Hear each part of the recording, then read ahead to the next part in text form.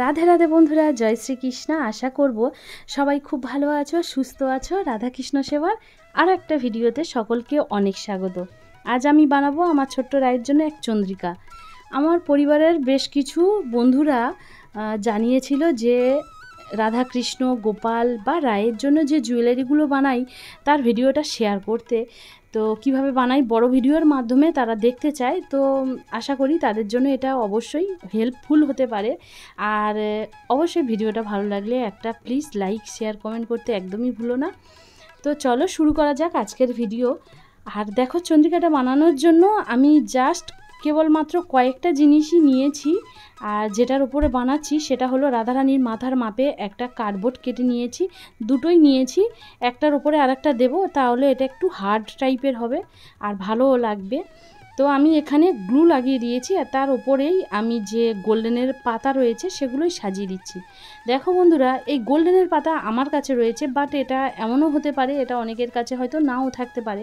তো সেক্ষেত্রে তোমরা কি করতে পারো, কাপড় কিংবা রিবন সেগুলো দিয়ে তোমরা কিন্তু অনেক রকম শেপ বানানো যায়। আর সেই শেপ দিয়ে তোমরা কিন্তু অনায়াসে রাধারানীর জন্য চন্দ্রিকাও বানাতে পারো। ভীষণ সুন্দর সুন্দর শেপ দেওয়া যায়, সুন্দর সুন্দর চন্দ্রিকার ডিজাইন বানানো যায়। তো দেখো, আমি যে পাতা রয়েছে সেই পাতাগুলো দিয়ে এখানে এভাবে গার্ড করে দিচ্ছি। তো আমার প্রায় তো একটা সাইড গার্ড করা হয়ে গেছে, অর্ধেকটা। এবারে বাকি অর্ধেকটাও আমি এইভাবে গ্লু লাগিয়ে দেব। আর অবশ্যই গ্লুটা দেখেছো যে B6000 ব্যবহার করেছি এখানে। তো এই পাতাটা কিন্তু এবারে আমি উল্টোভাবেই লাগাবো, মানে ঘুরিয়ে লাগাবো, ডিজাইনটা একটু আলাদা দেওয়ার জন্য। তো দেখো, এবারে আমি একটুখানি এই ঘুরিয়ে লাগিয়ে দিয়েছি। তো এইভাবে তোমরাও তোমাদের রাধা কৃষ্ণ বা ছোট্ট রাই, কালী ঠাকুর, দুর্গা ঠাকুর তোমরা এইভাবে কিন্তু সাজাতে পারো। তো এগুলো একে একে করে লাগিয়ে দেওয়া হচ্ছে। আর বন্ধুরা, আমার পরিবারে অনেক দর্শক বন্ধুরা আসছে যারা জুয়েলারি নিয়ে তো অনেক প্রশ্ন রয়েছে। অবশ্যই তোমরা জুয়েলারি ভিডিওটা দেখো, তোমরা জানতে পারবে। আর যেখান থেকে আমি জুয়েলারি শপিং করেছিলাম, আমি অনলাইনে যেখান থেকে শপিং করেছিলাম চেষ্টা করি তার ডিটেলস ওখানে জানানোর জন্য।